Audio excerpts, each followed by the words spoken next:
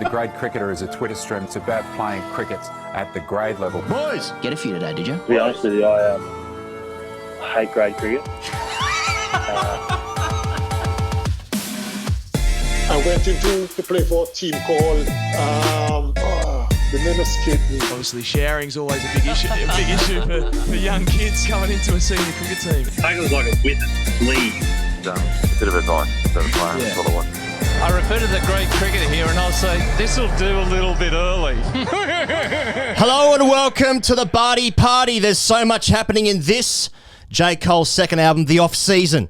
West Indies, Australia. Why are we the worst team in the world all of a sudden? Andrew McDonald is on the show to tell us why, how and what. England C or D or F are beating Pakistan handsomely. What are Pakistan? Do they know things? Let's find out. The 100 have got some new rules. Sri Lanka and India has been postponed for a couple of days because Grant Flowers got some COVID.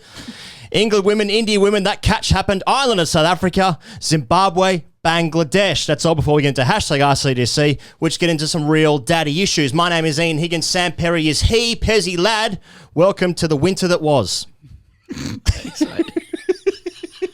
The winter of discontent.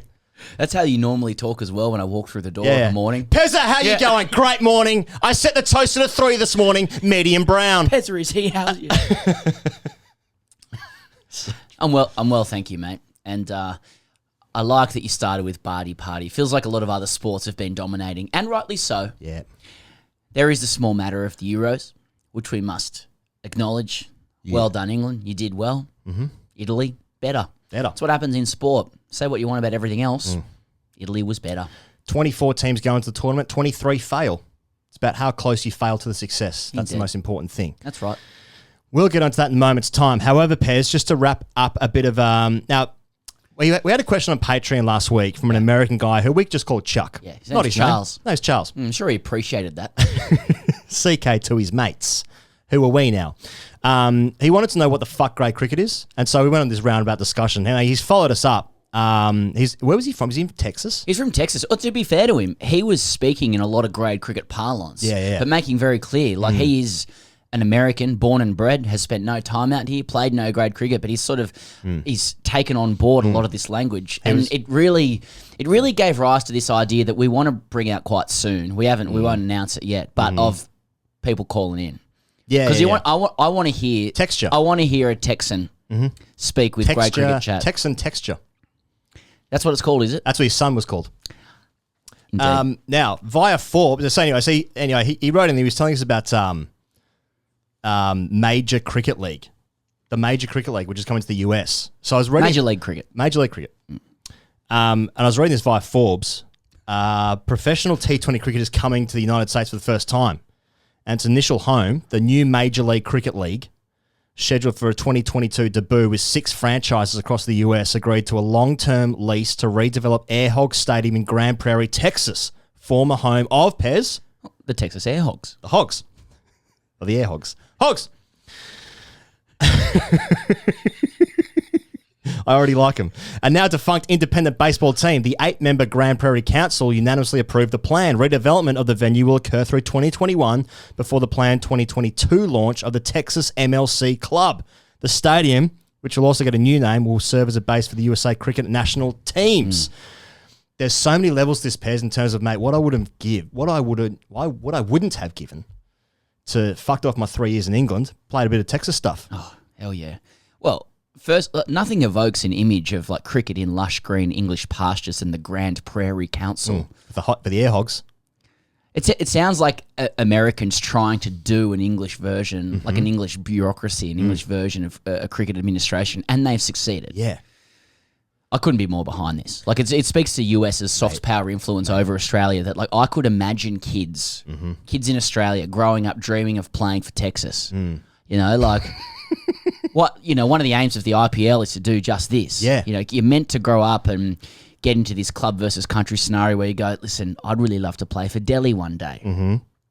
But until India can infiltrate us with sitcoms like Friends or Curb Your Enthusiasm and sort of have that hold on our culture where kids are starting to speak in American accents and it alarms you greatly, we'll never feel the same connection.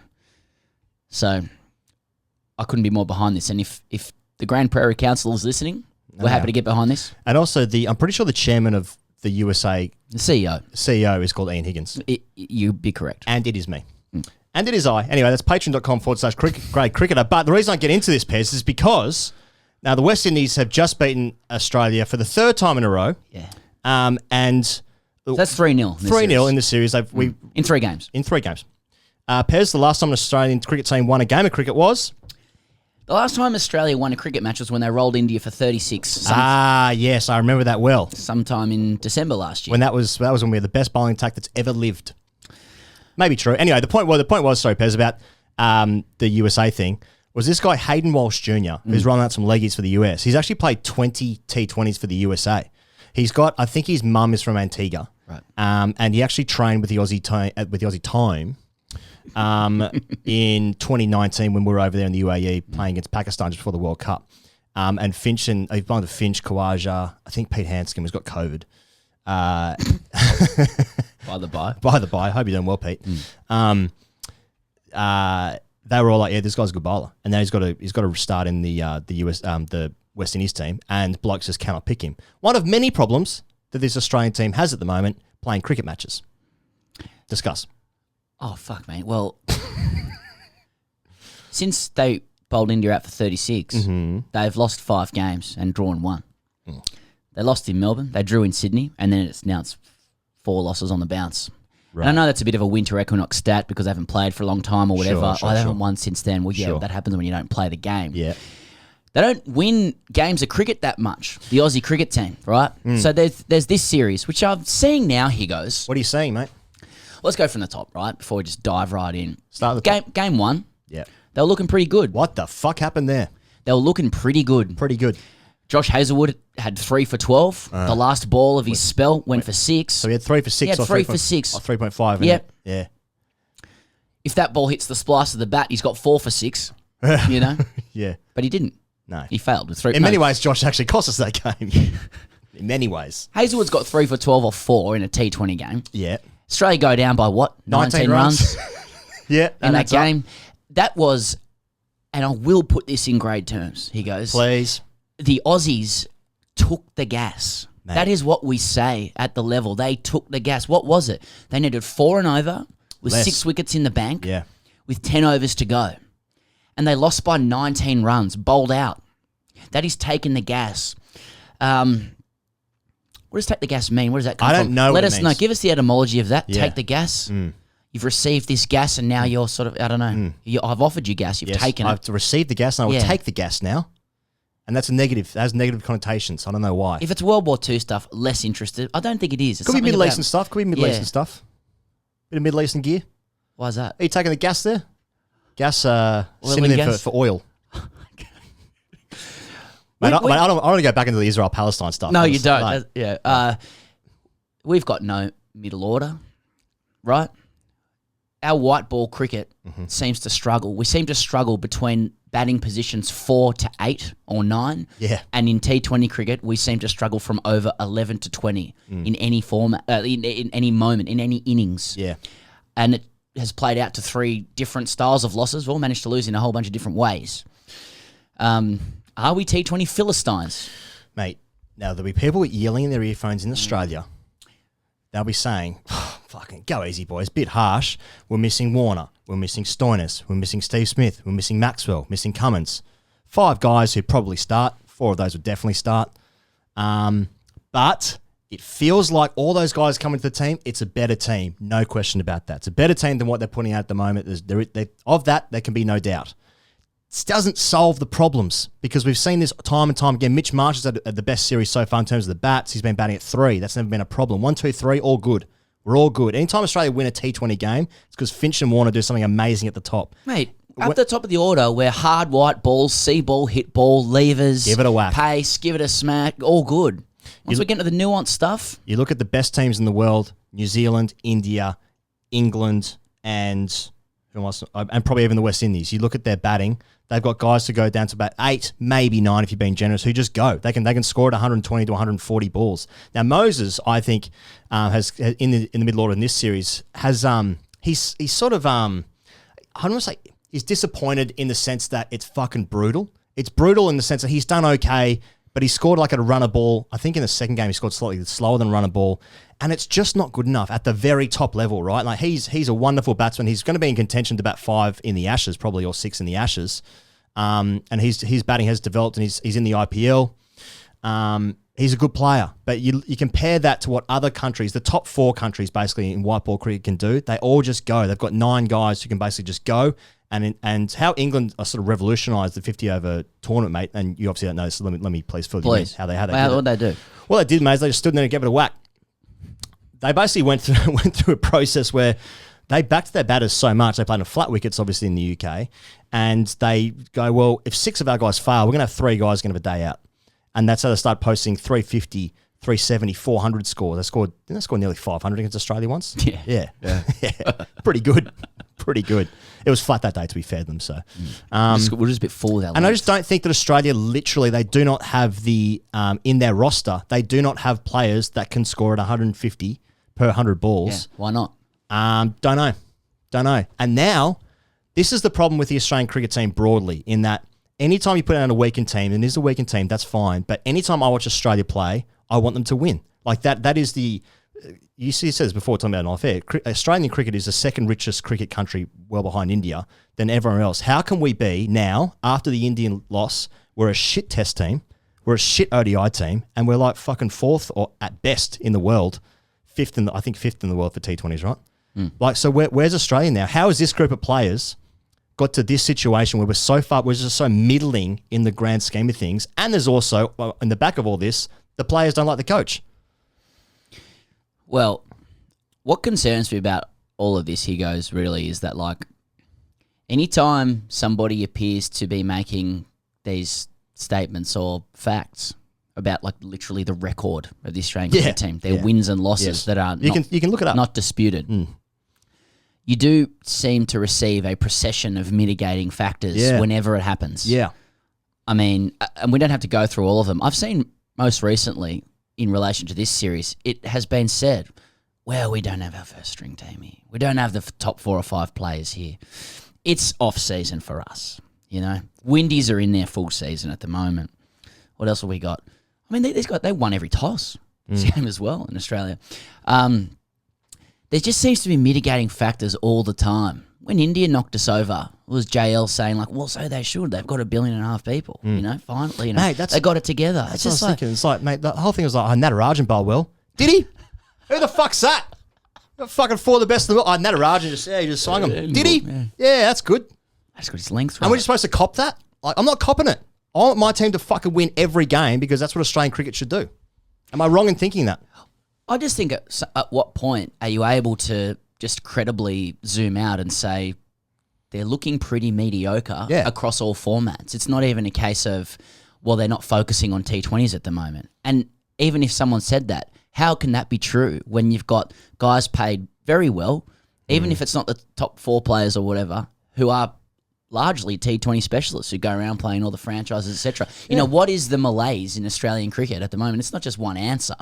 And where do you begin to improve it? I mean, I just can't accept I can't believe that people would be out there saying this series doesn't matter. It's a bit of a net. It's a bit of a hit around. What? West Indies have like a 42-year-old and a 39-year-old in their side. Not sure. You know, it's. I just think you don't even need to say too much. You just look at the facts. Just look at how the team's going. They're struggling. They're struggling across all areas. And then there are questions about how happy is the camp. Don't know. Are we watching a car crash in slow motion?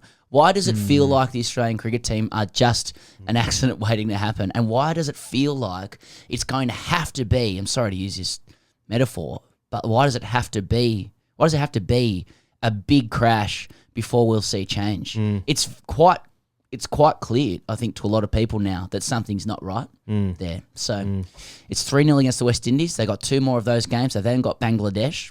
Very curious about people who are out there saying, well, don't take this that seriously. When are we meant to take it seriously? When they play England at the Wacker or whatever, you know, in Perth? I still think Australia will comfortably win in the Ashes. So that's if that's the main goal, then good, I guess.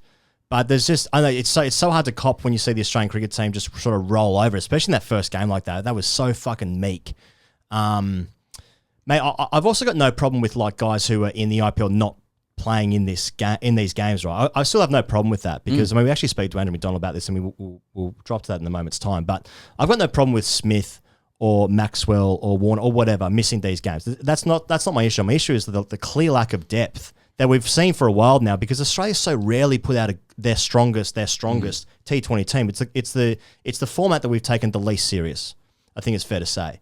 And so it's so hard to get a gauge of where we're even at. And then when you see, the amount of guys we've tried at the top of the order, Wade Finch, Darcy Short, guys who wouldn't necessarily be in the top echelon, I'm talking about Darcy Short there specifically, Mitchell Marsh batting 3, Philippe. It just feels like there's a real dearth between what our best team is that we never see anyway and the rest. And then you look at teams like the West Indies who just got fucking IPL guns coming out of their asses.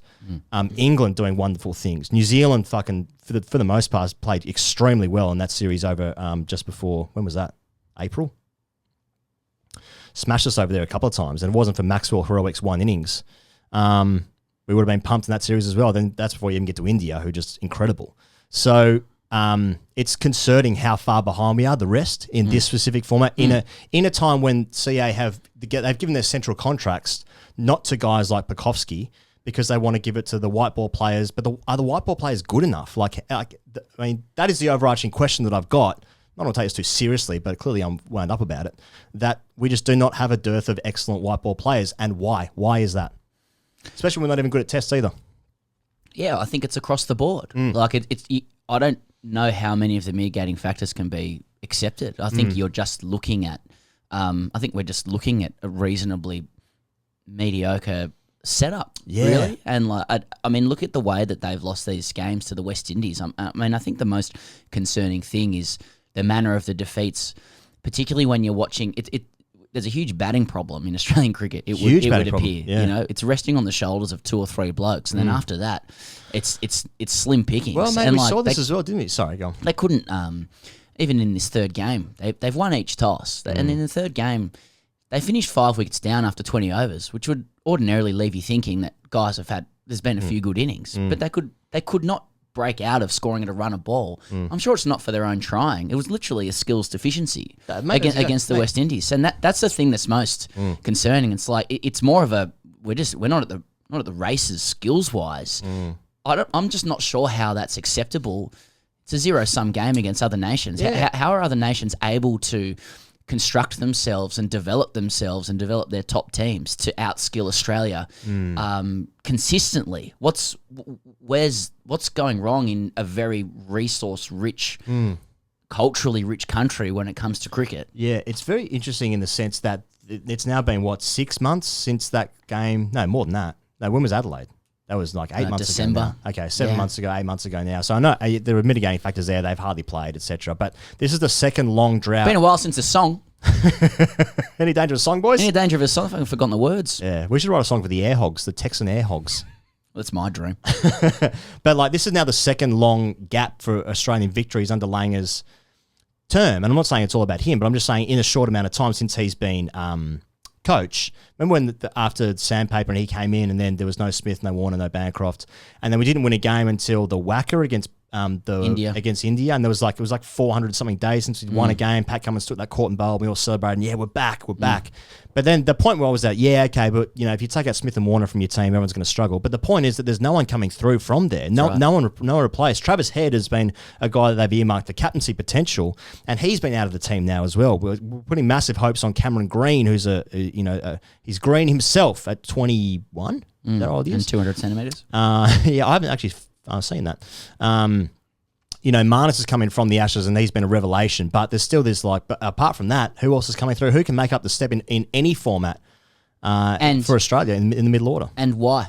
Why is Australia seeming to struggle to produce depth? Would it be fair to say, now I suppose in hindsight, when Australia beat New Zealand at home 3-0, that's actually a great result because I think that's the only series New Zealand knocked over lost. the world champions. Exactly, and we should celebrate that. But apart from that, the only great performance in the last 3-4 years was the Ashes when we drew. We didn't even win. We drew it 2-2, and Steve Smith was an absolute freak for about 3 months. Steve Smith was Bradman.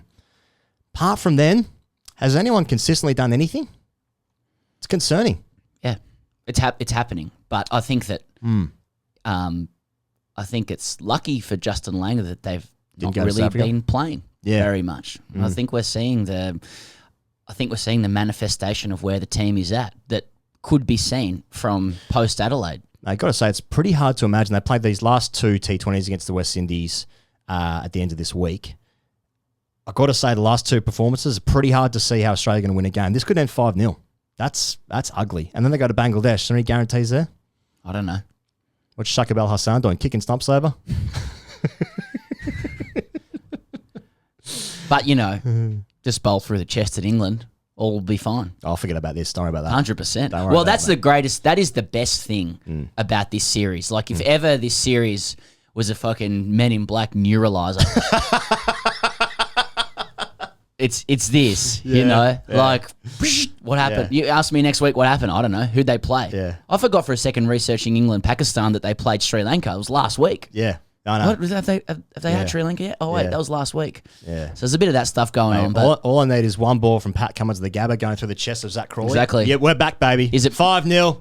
it's the worst thing is that Come on, the Movember will be Airhawks. over. Pez, now the rest of the show is to come.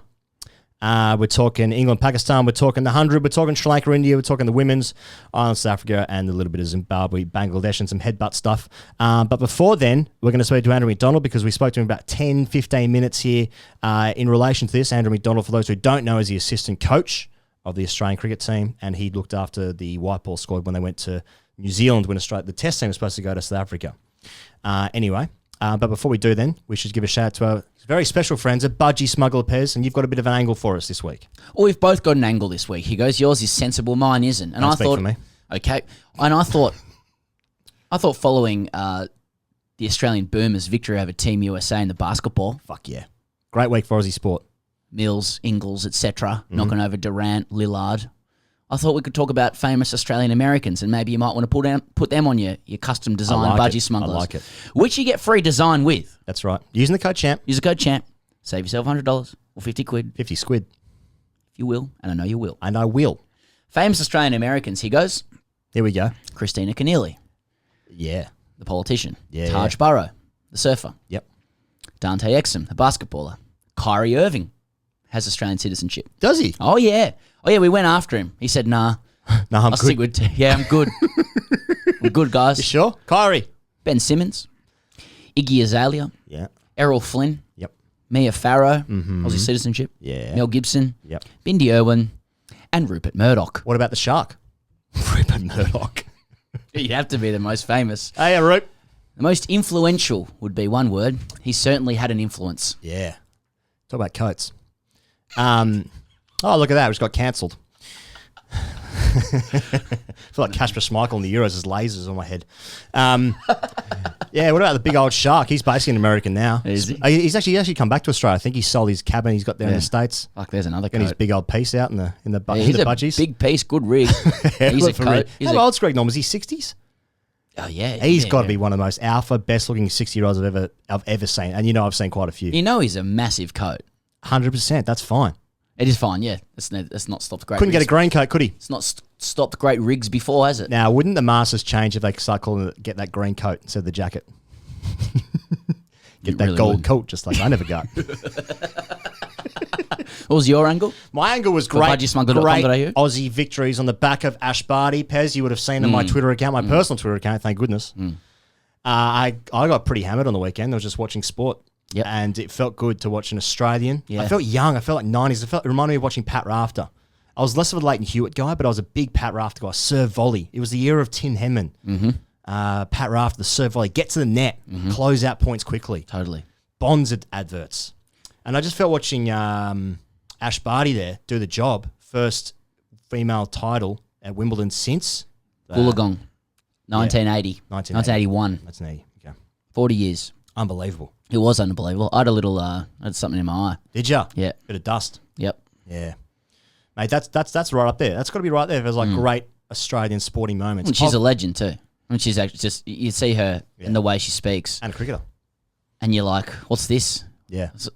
Is this, what's this humility? Why Like aren't you a coat? Yeah. You don't seem like a coat. What, the skeletons here, Barty? You a Kiwi? Yeah. What are we looking at? Nah, just No, I'm just No, normal. I'm just normal and really Yeah. good at sport, Yeah. and I'm quite grateful to my team and my parents. I'm happy and with that. Just comfortable in my own skin. Yeah. I'll work hard. I play hard. Don't trust I'm that. Good. What are the secrets there? What are they? You've been handed out of cricket. You couldn't hack it at the top at the Brisbane Heat. Loves a time playing cricket. What are we looking at here?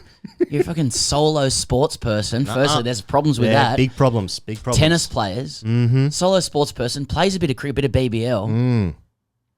So you play cricket as well, and then you come back and win Wimbledon. What is it? So now what I Ash? change my thing is to people you don't trust Yeah, instead of great Australian wins. got to be secrets.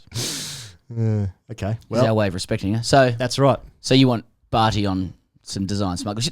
I'm sure actually Linny and the Budgie people probably have a Barty design. Yeah, they should. In production. Yeah. Yeah, you can get all that and find out more at budgiesmuggler.com.au. Use the code CHAMP for free custom design. Here he is Andrew McDonald. We had our choice of who we wanted to speak to within the Australian cricket setup, and we thought, let's bring on the greatest baritone in the 21st century, possibly the 20th century as well. So we've got Andrew Ronnie McDonald. Ronnie, g'day. Honour and pleasure to be back on here. Why does that sound insincere? Ronnie, I'm just speaking on behalf of punters out there. We expect Australia to win every single cricket match at all costs and all times. And yet, as we go to where Australia have lost 2 games and lost 2 games in about 3 or 4 different ways throughout the game. So why are we losing? Is our expectations off? Are our expectations off? Or are there any other reasons? Definitely fair and reasonable to expect high standards of the Australian cricket team. There's no doubt about that. And we're feeling as much as you are back home in terms of our performance. We've been disappointed in it. As you said, we had a good look at the first game. Really strong position. Matthew Wade at the top of the order going off like a firecracker. Sort of almost broke the back of the chase, and unfortunately weren't able to get over the line on the back of a great sort of defensive bowling effort against quite a powerful batting unit to restrict them to that total. And then game 2, to be perfectly honest, we didn't get into the contest really. It was power play was reasonable with the ball, and they got a partnership going and showed the power that they have in their batting lineup, and Russell put the finishing touches on that. And it was probably a few too many, which compromised the chase. And as you saw again, we probably faltered towards the middle of that innings and back end, and exposing our number 11 in 2 games straight is not an ideal way to be able to get the wins on the board. We've seen, Ronnie, that we are missing. Missing about 5-6 players who you think would start in the first string lineup, if you call it that. I mean, you've coached Rajasthan in the IPL before. You would have seen how big that tournament is, how good that tournament is, the standard of it. There's definitely a conversation over here about, well, should guys be missing international series, to play for a franchise which Australians fundamentally don't really care about. But I mean, in your experience seeing the IPL, coaching in the IPL, can you understand why those guys would sort of prioritise, if that's the right word, choosing the IPL over perhaps these 2 series, the West Indies and Bangladesh? I don't think they've prioritised, to be perfectly honest. I think what they did is that they played the tournaments and then on the back of it, and on the back of a long summer, made a decision in the best interest of many reasons really for each individual, and every individual's got a different story as to why they're not here. Some have got some physical injuries as well to mix in with the sort of bubble fatigue, which has probably been the term that's been sort of used to explain people missing tours. You've seen other international teams rotate and rest players. England were an obvious one in that, in terms of some of the test series in India. There was players missing that. So I don't think they're choosing. I think what happened was that the season got big on them, and they were in need of a break from the lifestyle that's present at the moment in international cricket. We're hoping to have a lot of those guys available for the World Cup. And as you said, a lot of them are starting members in the team as well. But I seriously don't think they've prioritised the IPL over national interest, and I think if that's been conveyed, then that's a poor message. Life's gotten big on me as well on a few occasions. Anyway, just thinking it's a good phrase. Ronnie, I'm not sure about the literacy in this country around T20 cricket. I mean, even from us, it's very easy to listen to experts like yourself speak in great detail about how teams are constructed and whatnot, and we just grow up with see ball, hit ball. Where should the country be pitching its expectations on the T20 side ahead of the World Cup. And in relation to the West Indies, I mean, were we outsiders going into this series? I thought when I turned on the TV and I saw it, being played, against guys, I know a lot of them in the IPL and stuff, but, it just seemed a very kind of casual atmosphere or whatever. I thought, Australia should towel these guys up. I mean, are we wrong about that? Where is Australia in T20 cricket? Oh, as I said, we're missing a couple of our key sort of personnel for this series, but our expectation was that it was going to be tight. You look at both teams on paper; they've got a seriously talented team, and we're in no ways disrespecting that or not respecting that. The planning, the preparation that went into this, you could argue that it should be 1-1 at the moment, but it's not, and that's our reality. We're zipping 2. We're coming from a long way back, and should we have been favourites for this series or the West Indies favourites? I don't know. That's something. I don't know whether you guys are sponsored by TAB or one of those fancy sort of betting markets. You're not, so you probably haven't run the odds on that. But if someone could get us the odds, then we'd be able to see whether we're favourites or not coming into this. Am I allowed to use betting companies on this? No, I'm not. Okay, well, I just did. Sorry. Oh, no. we run our own show, mate. I don't think we've got any paymasters on this one apart from Budgie Smuggler. I'll just check in with the CEO. I think he's okay. What are the odds? We're not available for gambling sponsors. When I look at Ronnie, when I look at the sort of the big, big ticket teams for this coming World Cup, India, England, the West Indies included, they just seem to have power 1 through 8, 9, and I'm not sure that Australia have the clientele in their team, the personnel in their team to do that. We've seen Mitch Marsh do really well in these 2 games, batting at 3. That hasn't been the problem in Australian batting, has it? I mean, I feel like when I'm watching Australia win games of T20 cricket, it's because Finch and Warner do something amazing at the top, and we're sort of struggling for middle order runs a little bit. When you look at England, West Indies, India, they got guys, coming in, Shreyas Iyer batting like 6, for instance, for India, and Bravo coming in at 7 for the West Indies or whatever. So for Australia to win games of cricket, do you have to be more nuanced around it as opposed to just going like balls out for 20 overs batting? Oh, there's no doubt we'll have to win it differently. You just mentioned probably the most powerful batting unit, which is the West Indies. We're not going to be able to play it that way, and we don't expect to play it that way either. I think if you look at our bowling, when it comes together as a full-strength lineup, that's probably one of our great strengths, keeping totals lower. Therefore, we don't have to chase as many. I mean, that sounds really simple and basic, but if we can keep the batting matching the bowling, and we only got to win by 1 run. So I think our bowling unit, the 5 bowlers that we usually go with, are able to restrict teams to totals that are achievable for our batting lineup. So I think it's as simple as that. I don't think we have to be something else or be something that we're not. And your observation of our side is correct. We don't have as many power hitters as other teams, but it doesn't necessarily mean that is what is going to win you a World Cup. And we have to be more nuanced. We probably have to deliver role clarity. You get the people in the right positions to be able to get the maximum out of our team, whereas other teams can rely on that individual brilliance at times. We've got to do it as a collective, and I think that's a good challenge for us to have in front of us. But I think just teams play differently, and we're different to other teams, and we'll see what works and doesn't work at the end of the World Cup. I think that's where we'll be judged. Ronnie, only a couple left because I know there's some free beer downstairs for you. We've been told that. But, there's no secrets in TGC. How good's the West Indies? How good's the Indies? I'm really curious about your role in relation to, pretty wide-ranging like public discussion at the moment about the relationship between Justin Langer and the players. Like, what's it like being an assistant? And just to back that up, obviously there was a review and Finch has talked about it, JL's talked about it, so that's all out in public. But like, what's it like being an assistant coach and, as many people say, sort of sitting in between players and the coach when there are these public issues? How do you manage that? I think what you're doing, every role within the organisation, you're trying to make decisions in the best interest of the team, and that's as simple as you put it. I mean, my job is to prepare the players, under the leadership of Justin and the captain, so that we've got 2 different captains in Painey and Finchy. So it's really about delivering what they expect in that preparation, having those resources ready for them, and then coming with ideas.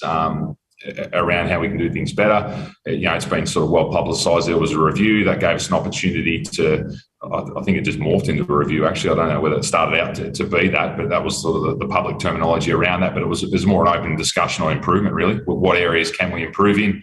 What does that look like? And all through the organisation. And I think sometimes those checkpoints are really good to get some of those conversations that potentially don't happen, face to face. And the other thing with all of that is also we become quite transient at certain times. Most teams, when they lose a series, they're together, they move on, other sports, other codes. They don't have the challenge of them going back into other teams, and you don't see them face to face. So a lot of those probably conversations at the end of series where you probably haven't achieved what you set out to achieve, they can sort of just fester and sort of grow into bigger things than probably what they started out to be. So for mine, it's really about getting the players back together, which we did in Brisbane and the Gold Coast, onto this series, and moving forward on the back of the opportunity to improve. And as you said, you guys expect us to be winning.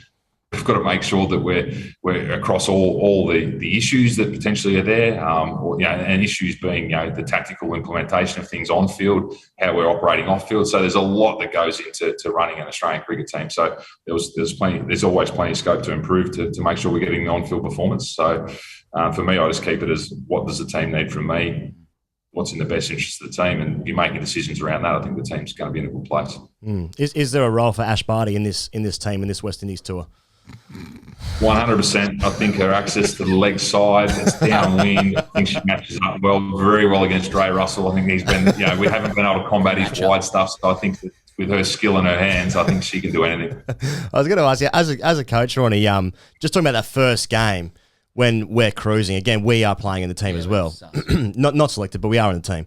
And that first game we're cruising, 3.5, 4 and over for about 8 overs or something required, 7 wickets in the bank. And we fall well short. I mean, as a coach, you must be just tearing your hair out for a start. But is it, again, about T20 literacy, is it still like, well, we still got 4 and over, we back our skills, we execute our skills, and we cruise with, 4 overs to go? Or is it, am I thinking about the 1990s, boys just knock it rounds, just hit 6 and over and we win it with 12 balls to spare? Well, at that point in time, I disowned the batting group, took up my mantle as the bowling coach, and was unawares as what happened. I think we shut off at half time as the bowling unit, and then I saw a couple of blokes getting their pads on. I thought, geez, we're in a bit of trouble here. I think you're stating the obvious. I think if we had our time again, what would that look like from that batting unit? There would probably be a bit more smarts in terms of knocking it around. The risk would have went down, and we would have got across the line maybe 5 or 6 down. It wasn't to be, and you don't get your time back again. It's a disappointing loss. There's no other way to sort of sum it up or beat around the bush around it. It was a disappointing loss, and we are a better team than what we showed in game 1 and game 2 for that matter. Andrew McDonald, there's free beer downstairs for you. We'll let you go. Wishing you the best for the rest of the tour, mate. And please start winning games for the country because we need it, because we need to feel safe.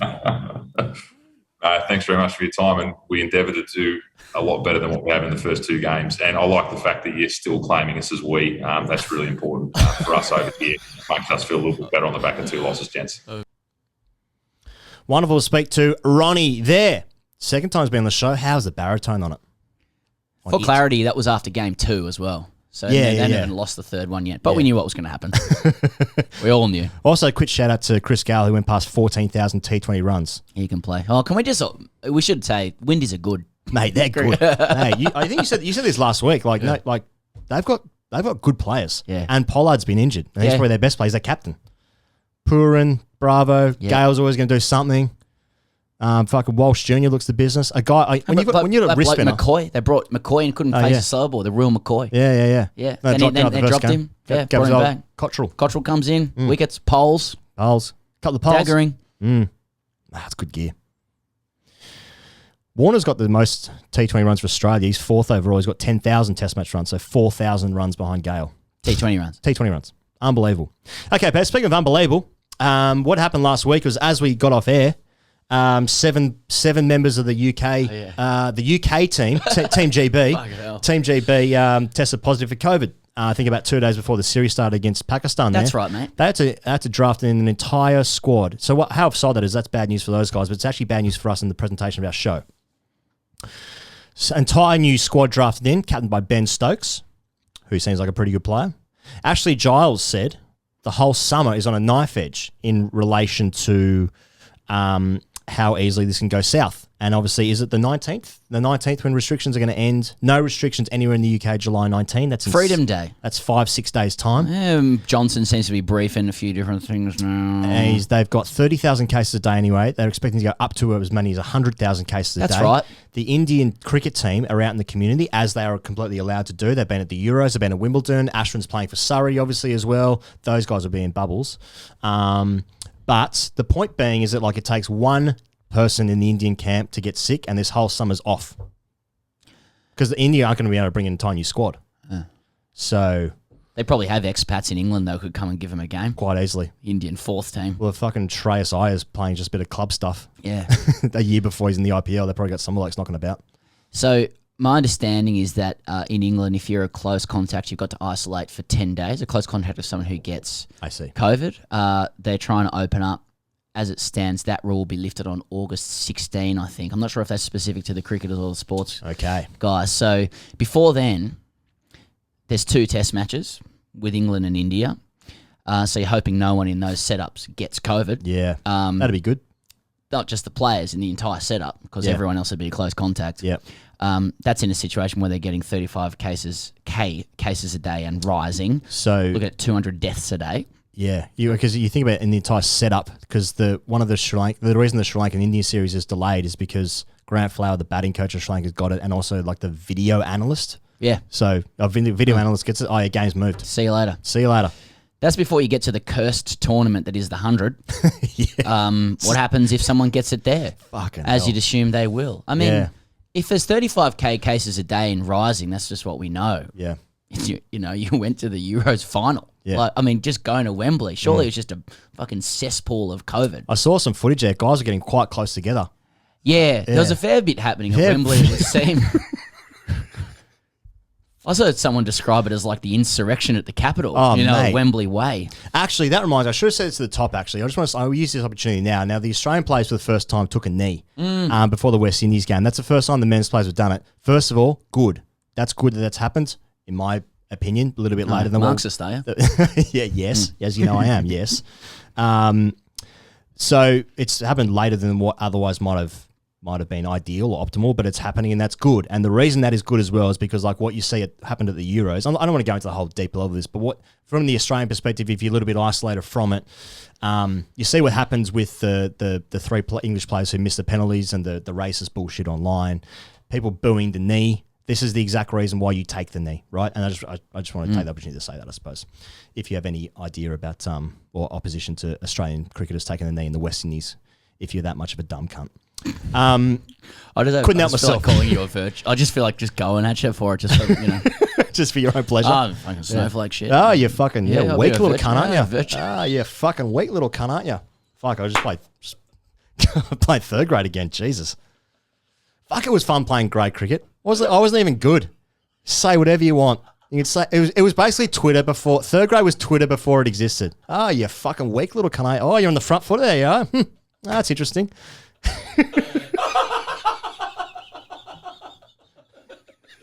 Sorry, I'm still talking. Anyway, and that's why we take the knee.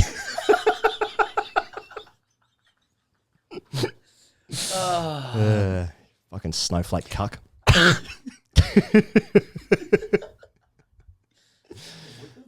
All right. Anyway, England's depth, very impressive, Pez. Oh, yeah, there's a team that's playing basically their 2s and 3s. It's not just their 2s, because their 2s are in reserve. the squad. Yeah, they've been cut. Yeah. A whole bunch of guys who didn't get a game now can't get a game with the whole first team out. So the 2s and the 3s come in. Fucking spanking Pakistan. Dust Pakistan in two fucking minutes. So Salt runs, Vince runs, Saqib Mahmood. Yeah, oh, mate. Darwin Milano for batting. Zach coats? Crawley played his first ODI game ever, got a 50 in his first game. Globe in the second game. Yeah, right. Mate, that wicketkeeper John Simpson, he's been super impressive, man. I think about this semi-regularly. John Simpson? Yes, while I'm masturbating. He took a great catch off Matt Parkinson, like one of the Pakistani players was sweeping. Down, he caught him down the leg side of a sweep. Mate, English wicket keepers, in my opinion, are the best in the world. We don't have that kind of quality. I've actually never seen that kind of quality anywhere. Like the county championship has wonderfully high standards of wicket keepers. They come up to the stumps for guys bowling quick. They're good with their feet, excellent with their hands. John Simpson's done great things, and he wouldn't be anywhere close. Anyway, that's just my wicketkeeper chat. Yeah. He's good. And then, bowling, Saqib Mahmood. Fucking sensational. 4-for, 2-for, bowling wheels. Lovely action. Pakistan are terrible, aren't they?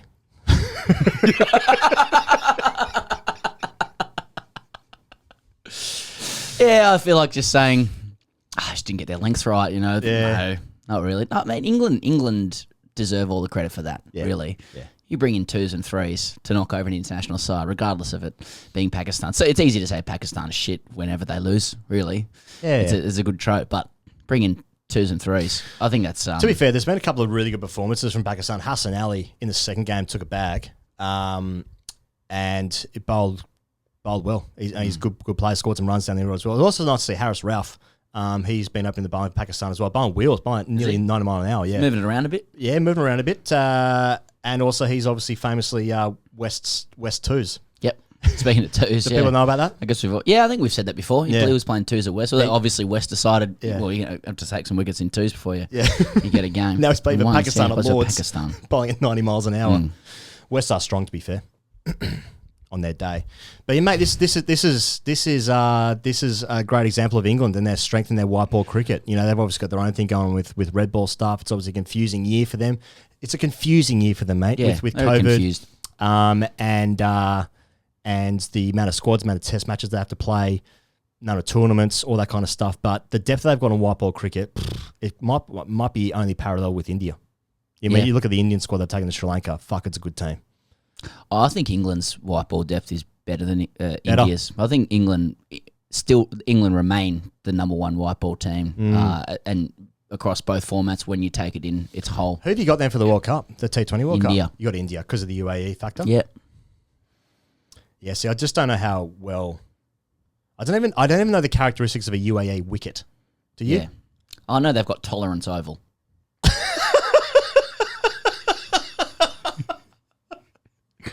Okay. I find tolerance is such a weak term to cover a tolerant society. Oh, you put up with stuff, do you? I say this last week. Sorry. No, I don't think so. That was a different show you do. Yeah.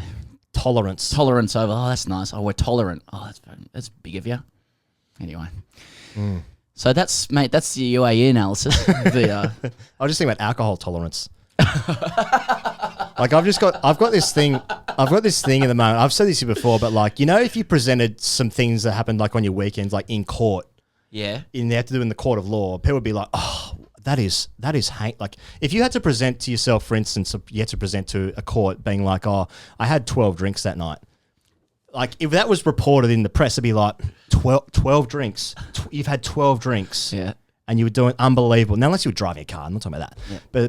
But like, I've had 12 drinks before I came on air today. Drink responsibly. No, you know what I mean? Like, how many times have you had 12 drinks in your life? I bet it's more than 50. It would be. Now, if someone said to me, I had 30 drinks last night, I'd be like, okay. That's a bit. It's a little, that's, yeah. Standard drinks, yeah, I've seen that before. You're taking the gas. 30 beers. Yeah. Literally 30 beers. That's a lot. Do you remember? When was that? Oh, no. There was no. Say something. No. The other day, we're walking down the street, busy road in Melbourne, and it was like the first week of the school holidays. Do you know what I'm talking about? Have we already said this? No, I don't think so, no. I might have said it on Patreon. And we just come back from getting a coffee. Okay. And then there was like these 4 kids walking down the street, and they would have been at best 17. They were probably more likely between 15 and 16. Just first day of school holidays, like Monday morning, Tuesday morning, walking down the street carrying a case of Carlton Draft on their way to some park, definitely. Yeah. Just the happiest kids I've ever seen in my life. They're about to have the absolute day of their life. Yeah. Drink responsibly. Drink responsibly. Or do whatever you want to do. Anyway, yeah, England played well. Pez, while we're talking about the 100, I saw an article this morning about some rule changes that have been announced. They're calling overs 5s now. Righto. Do you remember the thing before how like wickets were going to be called outs? They've binned that. So wickets are going to be called wickets. Not going to call them outs anymore. But there's other things. So the whole idea of this format, it being 20 balls less than a T20 game, is that they want shorter games, 2.5 hours length on the nose. There's now penalties of like one less fielder outside the circle for slow over rates. Or 5 rates or whatever they're going to call To them. get it on the BBC, right? To get it on TV. All stats are going to be added to existing T20 data. I'm not sure how that works, but that's what they said. That's what they're going to do. Mate, the vitriol that I see under like this, even from journalists in the UK, who can understand they're protective, that they be protective of existing tournaments, which they think, well, let's just grow this instead. But mate, just not talking about them specifically, but the idiocy of comments elsewhere being like, oh, no, you've lost me here. There's absolutely no way. Mate, have you seen the players who are going to play? You're going to fucking watch. I know you're going to watch. It's on television. A lot of them had to pull out, though. Yeah, but still, the English players, they'll still be playing, mate. And they, as we just said, they've got some wonderful players and some of the best in the world. They're going to be playing that tournament. Just this idea is like, no, I prefer the traditional stuff. Like, I know you're going to watch. You're going to watch it, and it's going to be good. People love hearing that. So I don't. Someone on the other side of the world go, "You're gonna watch it. You're gonna watch it. You're gonna watch it, and it's gonna be good." All the good players are playing. But you know how, back in the day before everyone's uncle got on Facebook and no one uses it anymore. But like the people who they're very anti-social media. They're like, no, I'm not. I fucking hate Facebook. Have you ever used it? No, no, I haven't. You got to use it before you know you hate it. That's what I'm saying. Give the 100 a chance before you hate it. Because you know it's going to be good. Yeah, they got some funny names for teams. Good players are playing, though. It's on free-to-air TV. Summer. Sounds good. This cast is brought to you by the 100. You can use the code WEAKCUNT for free family tickets. And a packet of crisps. No, I'll have a look at the 100. I can understand why people have the shits at it. They feel like their game is moving away. The game's changing. All the T20 stuff's coming in. A lot of traditionalists and shit. You even see I heard a lot of people with the IPL Aussie stuff. They talk about how a lot of the Aussie players have contracts with Australia now. They don't even play some games. Yeah, because they've got other responsibilities. Should their contracts change? This is all part of the same theme of the slow creep of short format cricket on the shit that older people like. Yeah. Older people, particularly of a certain generation, they always get what they want, and they're a bit upset. And they just beat the USA in basketball. The Australian Gen Xers. Yeah, that's right. That's what they call them. Now, I just like the idea. We're talking before about Hayden Walsh Jr., who's played 20 games for the USA. Yeah. Mate, he's a good player. This sort of feeds into the idea. If the 100 takes off or T20 cricket keeps going, this will get cricket into other countries that don't exist already. I'm not talking about new markets in a commercial sense, just like new places. You've always been a commercial guy. Exactly. And new places for your teams that you support to go, new experiences, new light into your eyes. New sensations, new feelings. Who's this guy? He's an American guy. Can someone bowl 160 k's an hour? Again, maybe. I want to see it. I want to go to the States, okay? I want to do live shows in the States at Airhog Stadium. I want to go to Austin. I want to go to Barton Springs. You want to lie down there. You want to meet a woman. Yeah. You stop there real quick. There's also some other stuff with the BBL announced, Pez. Not sure you've seen this, but they've changed the scheduling for the BBL coming up. They're going to wrap up the 61-game season before the end of January, which should mean that all of Australia's T20 players, obviously not the ones who play multi-format, i.e. Smith, Cummins, Warner, who would be in the Test series for the Ashes, but all the T20 players, like Finch, for instance, will be able to play the entire Big Bash, which is good. And there's a T20 series against New Zealand, which starts on January 31. The BBL final will be a couple of days before that. So it's all within the school holidays. It's good. I think that's a good change. Okay. All right, Sri Lanka v India, Pez. Now, you would have seen that India's limited over series against Sri Lanka is now set to begin on July 18 as the BCCI and SLC announced a revised schedule on the basis of health advisory after a couple of guys from the Sri Lankan camp had COVID. So the ODIs will now be played on July 18, 2023, followed by the T20s on July 25, 27, and 29, which is about 5 days. Straight into the calendar. 5 days, yeah, exactly. 5 days later than what they had planned. The Sri Lankan and Indian teams were in different hotels, so there's no issue there with the Indian players. Yeah. I know the broadcasters weren't happy with this because the Olympics is going to start on July 23, I think. and they don't want it to overlap too much. But isn't this the problem just entirely at the moment with like the fragility of every series everywhere? Like obviously the Olympics, like Tokyo, announced a state of emergency for the 2 weeks before, during, and after the Olympics. That's right. So no one can attend the games. I guess it's good that they can do it at all, but the fragility of all of this is like just takes one case somewhere and everything fucks up. One mistake here, boys. One mistake. Can you put COVID in grade terms?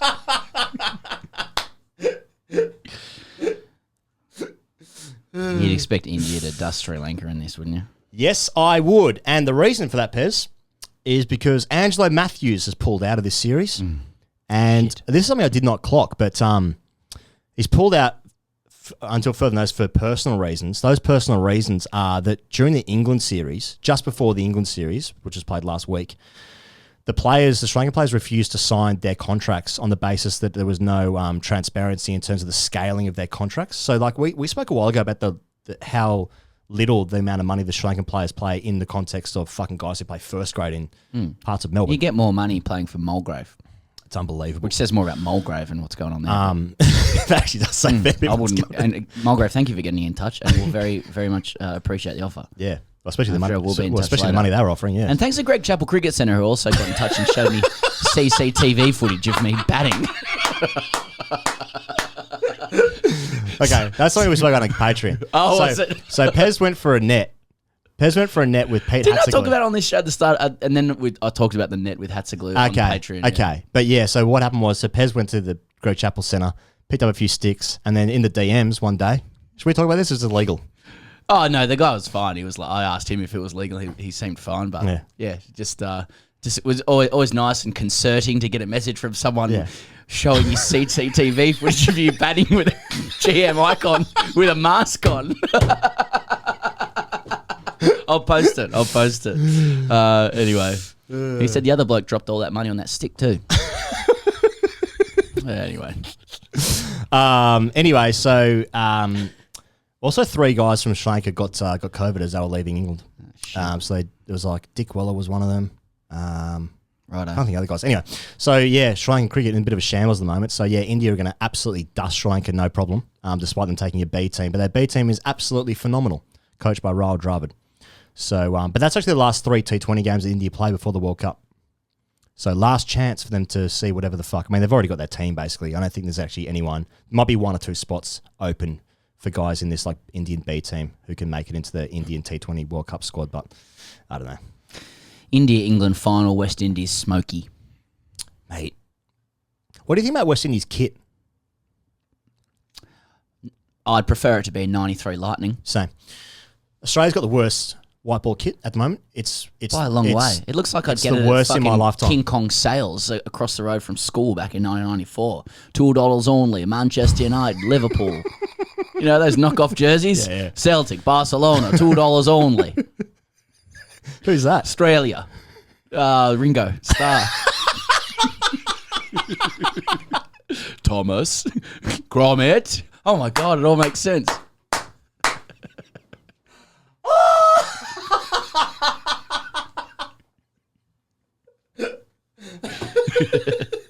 Colin. Can't the air hogs. Fuck, bit going on this show, Pez. Yeah. All right. England women, India women, Pez. The first T20 Northampton, England got 177, and they beat India on Duckworth Lewis by 18 runs because there's a bit of rain going on there. The highlight of that game, though, Pez, Harleen Diol's catch shown all over the world. Yep. I actually saw it on SportsCenter's Instagram. We always become very excited when we get some love from the Americans. US. The Americans think this is good. Yes. Therefore, it is good. See it? Seen the catch? I have seen the catch. Sensational catch. I mean, look, I'm not going to lie. I haven't watched every ball this series, but I've kept a bit of an eye on it. Oh. And these 2 teams are really good. Because the Australian women haven't played in ages. India's coming good. Yeah. They're starting to get it together as well. There's Verma at the top who's 18, 17, 19. Yeah. She's young and she's really good. Shafali Verma too. That's it. Yeah, they're coming good, India. The second T20, India won by 8 runs. So that series, I think actually 3rd game is today.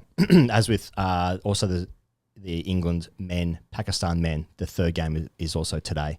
The next World Cup for the T20s in South Africa in 2023. It's not for a little while, but the next ODI World Cup for the women is in New Zealand next year. Good. And I reckon, Australia wins that almost all the time, but New Zealand are actually a decent team as well. I think, mate, if the Australian women's team don't dust every team, Yeah, mate. and I'll be angry. take double bonus points, including the final, I'm storming the streets. I like it.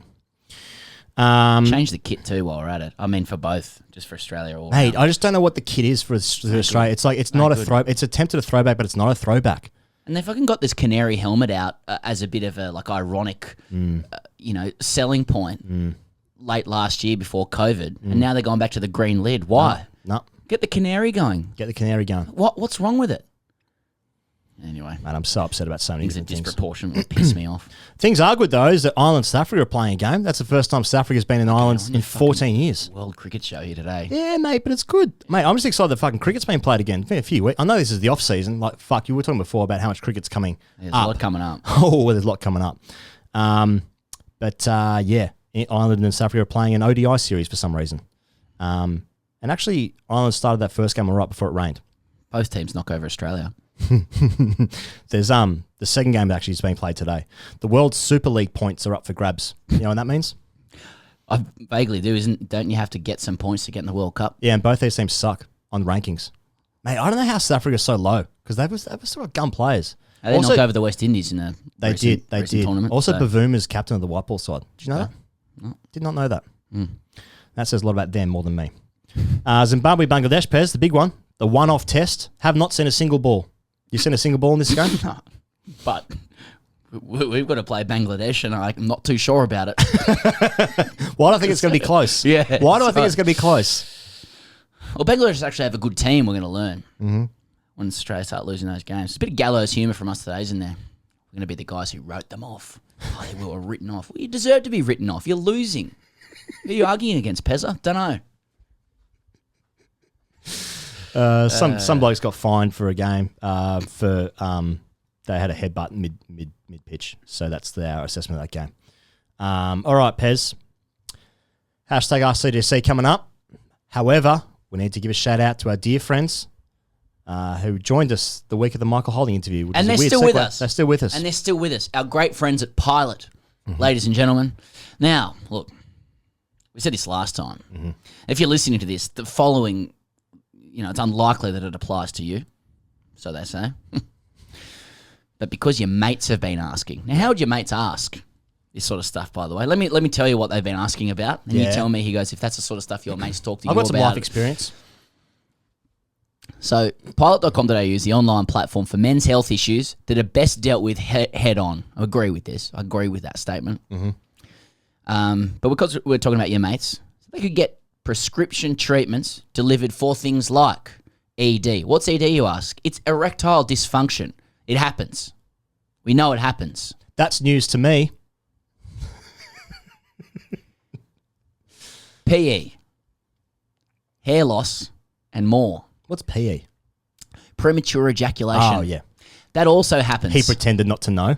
What's PE?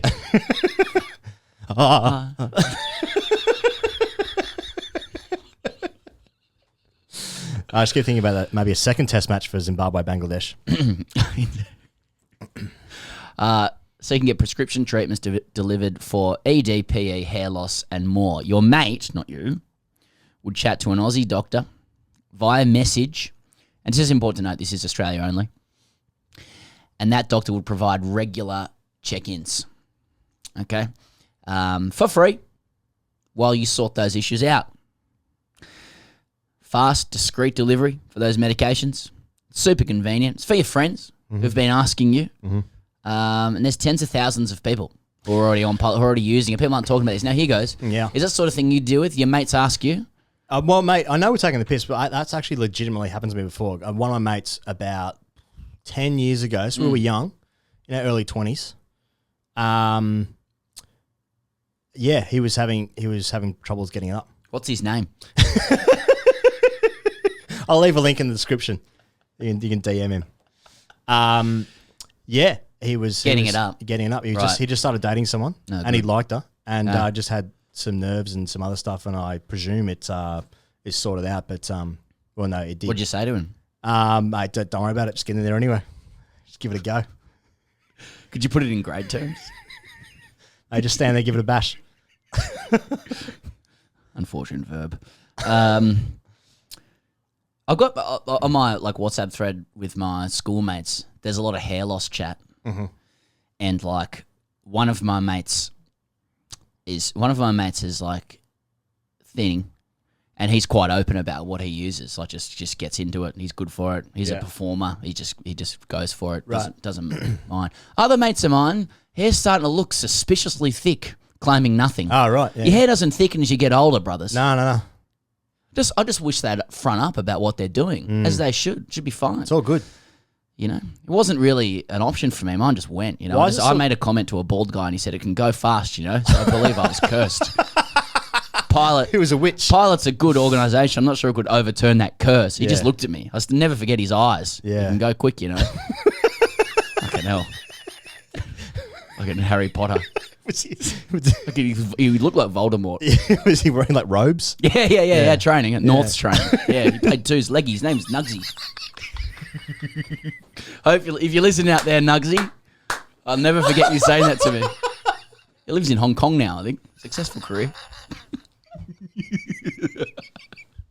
But I wish I had Pilot. Was he holding crystals? He can go quick, you know. Shazam! May as well have been. Yeah. With that in mind, if you are listening to this and this is relevant to you or a mate, let's just say it's you. You can get a free doctor's consult. That's $20 off with the code CHOPKING, CHOPKING.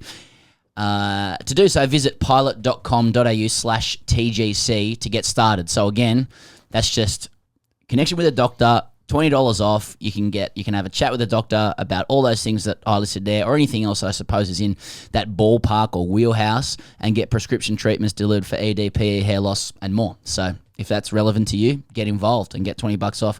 Just type in Chop King. #AskTGC, Pez. Should I take this moment to re-choose my verb instead of give it a bash? Don't hit women. No. I think the spirit was okay. You said it in the right spirit. Okay. Yeah. Just starting to be misconstrued of words that I literally said. All right, Pez. Couple of good ones here. Would you mind if I start? No. Edward Lowe writes in, says, Dear TGC, I was in my final year of school and due to play against the old man in an annual fixture. To set the scene, he is closing in on his 60th birthday. His vision is fried, presumably because he still likes to practice skiers in the midday sun without a cap, or sunnies, maintaining that with the correct body positioning, the sun doesn't come into the equation. Sometimes it just does. He is struggling to move or even bend over owing to knee surgery in an era when they had a proper rummage around and made worse by a weight issue brought on by the fact Sunday is an overlooked word in Sunday roast. In a very rare feat, I progressed to 95 and he remains unmoved at first slip. Oddly enough, and like most, he despises fielding and has taken to bringing his phone out with him to the field, not just to check a racing result here and there, but to watch the entire card. In between races, I get a thick edge. He moves effortlessly to his right and pouches it. As he walks past me to celebrate with teammates, he says the words that still haunt me today. No one is dropping that one, son. Take into account, I've observed him for years returning from a day of cricket with bulb-like bruises on his shins, explaining to my mother, who could not give a fuck, that he simply couldn't bend down. His dad at the same age was clinically blind, for fuck's sake. I was attempting to cut a leggy off my stumps. Jesus. It's a reasonable argument to make that you would really want to score 100 when your own father has dropped you on 95, but it wouldn't have been the only catch he dropped that day, and retrospectively, everyone would have forgotten that minor point anyway. At least in the aftermath, I thought I could revel in my own performance, but the only topic of conversation was his catch, and naturally he loved it. Why? I never managed to get on the honours board, and every year someone sends a picture of the board with some comment like, I thought you went to school here. Little do they know. Ed. Oh, he hit 95. No, he was pretty good about it. Though there are some obvious questions I want to bring up, Pez. How can you get onto the honours board for like a dads versus lads game? At a school fixture. When your dad, if someone's bringing a phone onto the field and you score 100 in that game, you do not deserve to be on any honours board. There'd be certain schools where just wearing the cap of the school and playing, representing your school and scoring 100 would be a feat worth acknowledging. Not many people score hundreds. That's one thing. Yeah. But surely a fixture has to be of certain weight. Yeah. Can't just be a friendly. Yeah. Well, you're not going to get any disagreement from me on that. Okay. If there's any opportunity to basically gang up or bully any person who writes into us, then I'll take it. Yeah, fuck you, Ed. Exactly. Thank you for contributing content to the show. You're not in front of me, so I feel emboldened to abuse you because I'm strong. That's right. What was I going to say? Something really funny, insightful, and intelligent.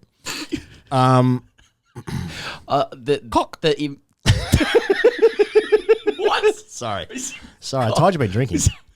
As in, were you being like a rooster there or saying cock? I don't know what I was doing.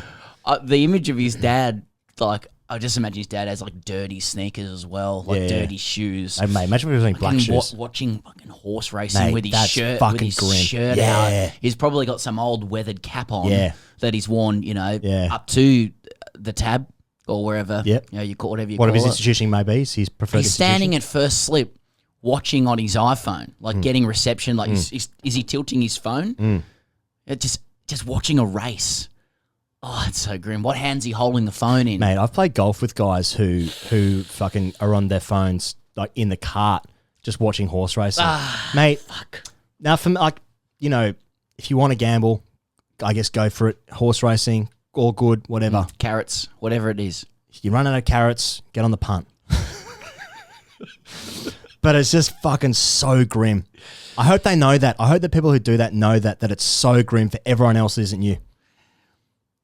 Just love life. Am I ostracizing the audience? No, I just I like that an hour ago we were laughing at like not being that abnormal, having 30 beers. No, that's not grim because it's funny. And everyone around you likes that. Yeah, I don't know. No, I agree. Personal view. I think it's grim. What's percentage of the population has scored 100? Cricketing population has scored 100. So, cricketing population. So you've played anyone who just has played a game or has anyone played, who's played a season of cricket, season at of any cricket. level, Any juniors, level. Yeah. It's got to get the parameters right. That's right. What percentage has scored 100? Yeah. We'd have to. Yeah, that's a really good question. 10%? No, No, not 10%. No. Not 1 in 10. no. I don't think in any given team you go in and there's a person in that team has scored 100.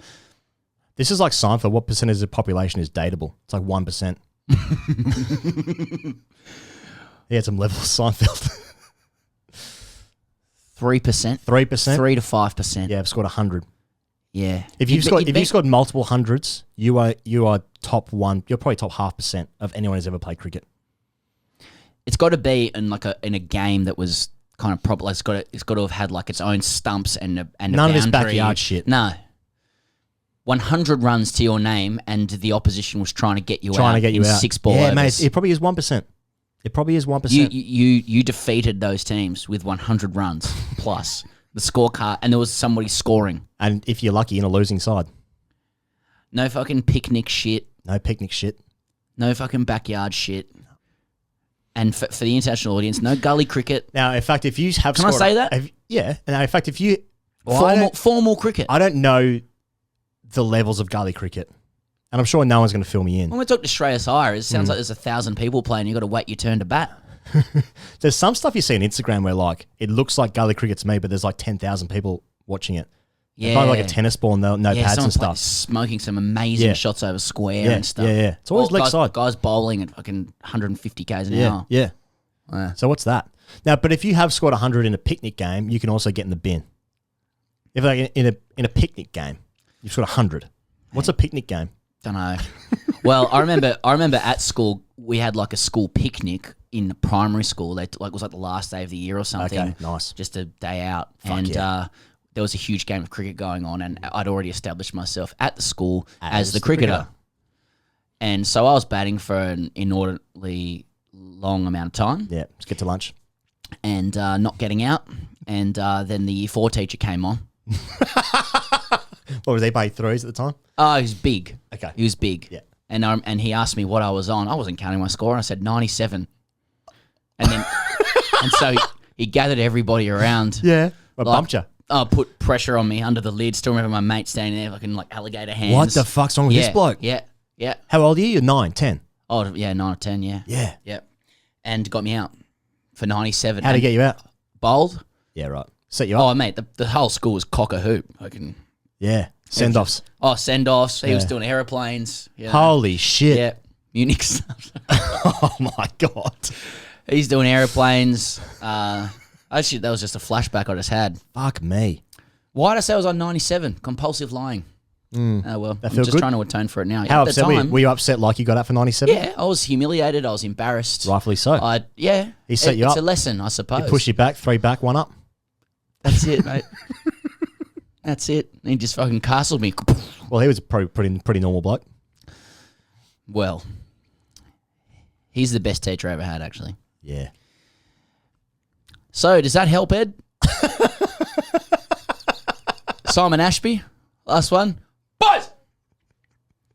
The recent discussion on #AskTGC involving father-son games reminded me of an incident from my childhood. Like, everyone's got memories, don't they, of this shit? You just spoke for 5 minutes about your fucking year 9. Well, Year, it wasn't year 4. in year 9. It was in year 9. I was working around the corner. I just got him Didn't have behind a it. shot, yeah. Yeah. Sorry, yes. There was a Everyone, gap. everyone does have trauma, yes. To set the scene, my old man was a former keeper and never made a ton, but plenty of 50s, and seemed to have been a somewhat capable cricketer. He was involved in the establishment of a couple of cricket clubs in northeast Melbourne before moving to my hometown of Bendigo, where he played at a number of clubs before eventually becoming one of those old blokes who was a little too obsessed with the club, being club president for a few years, running the bar at club functions while simultaneously being the drunkest person at functions, scoring at the 1s and 2s on Saturdays to get away from mum and other family commitments for the whole weekend, and so on. There's no doubt most considered him to be rare. I once overheard someone referring to him as the eyebrows guy.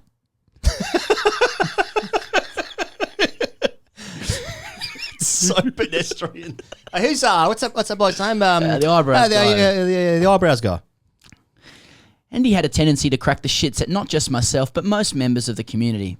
Most notably, his infamous 10-year boycott of the local IGA because the owner was, inverted commas, a prick. That's some fucking dad stuff right there, isn't it?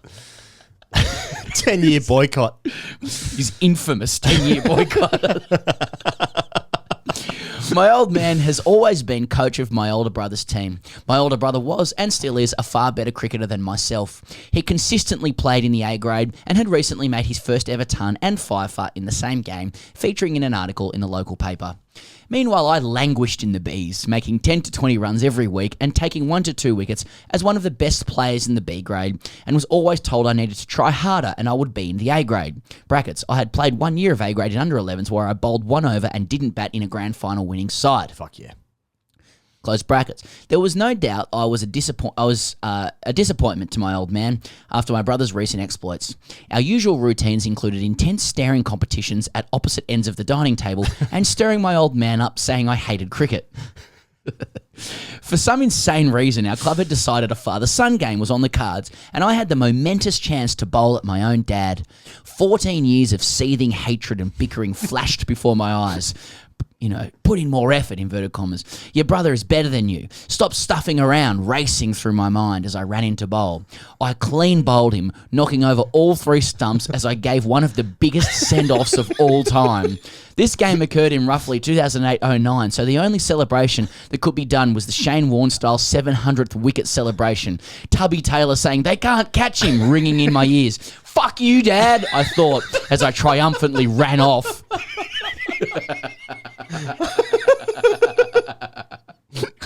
Imagine him running all the way off. Yeah. Forrest Gump. You know, just down the race. I've since moved to Melbourne and found a club more in fitting with my values and enjoying playing at an extremely low level of park cricket. The question now is, did I peak at 14? Will anything better ever happen to me in my life? Am I the alpha to my dad's beta? Will I ever score more than 27 not out? Cheers and thanks for the laughs. Don't listen to the keep your politics out of it crowd. They're wrong and they know it. Simon. Well done, Simon. Very good. Yes, you are now the alpha. Yeah, that is. That's a straight alpha. I think that's the kryptonite to your dad. Years of stop stuffing around. Your brother's better than you. Put in more effort. That kind of. Want you to be better at cricket. Fucking rock and rolled him. Clean bowl too. Three stumps out of the ground. That'd be the only way to do it. Yeah. There'd be no other form of dismissal where you could just have as visceral a reaction. You couldn't scratch him off. You couldn't even bump someone out. Bowled. Clean bowled. They have attempted to stop the ball. And they have If you bumped him, gloves all around his When he head, was bumped him fending into his himself. helmet, knock his helmet off, Oh, and then Jesus. the helmet's onto the stumps. Shit. I'm just saying that. I'm just trying to think of scenarios that would be acceptable. But again, that's still Nah. bold. But I reckon, clean no, clean bowling is more humiliating than that. Yeah. There's something Mate, brave. you were just, there was nothing in front of the stumps that stopped the ball hitting the stumps. You've just outskilled someone as well. It's a humiliation. If you just bump someone out, you got caught a leg gully or something, they're fending away. At least they've dealt with the ball. That's a great alpha power play. Yeah. You've alphaed them there. But the humiliation that I think Simon was seeking here has been a result of clean bowl where 3 stumps are out of the ground. See you later. It doesn't get any better than that. Doesn't get any better than that, mate. Yeah. I really wish that he'd yelled out, "Fuck you, Dad," as he ran off. Yeah. That would have been so good. Slightly crying. Like Yeah, a slight tremor in the throat. Yeah. Fuck you, Dad! Yeah. But doing the Shane Warne celebration at the same time, crying and running off the field. Perfect. He's got nothing more he needs to achieve in cricket. that's His it. relationship to cricket was inextricably connected to his father. Yep, that's right. He's castled him, and now he's basically in cricketing retirement, or he's at a retirement village of cricket by just playing lower level park stuff, enjoying it. Well, I scored more than 27 not out. You might one day when you inevitably have the same issues with your own son. Yeah. And Which you will, because you will repeat your father's errors. Of course. You definitely will. It's in your DNA. No counselling will assist you in that. No. You will repeat the same errors, except when your son goes to bowl to you, you'll score more than 27 not out. You'll cry about your dad that you miss. Fucking weak cunt. You fucking weak Marxist cunt. Thank you very much to Andrew McDonald for his time before cracking out with some free beers in the West Indies somewhere as Australia went to a 3-0 loss, a famous 3-0 loss. Will things get better? Will they get worse? Who's to say? And I'm talking about COVID now. See you guys next week on The Grey Cricketer. Patreon.com/Grey Cricketer if you want to get around. Hashtag AskTGC Fridays and all the excellent and the extra content around that. All right. See you guys later. Cheers.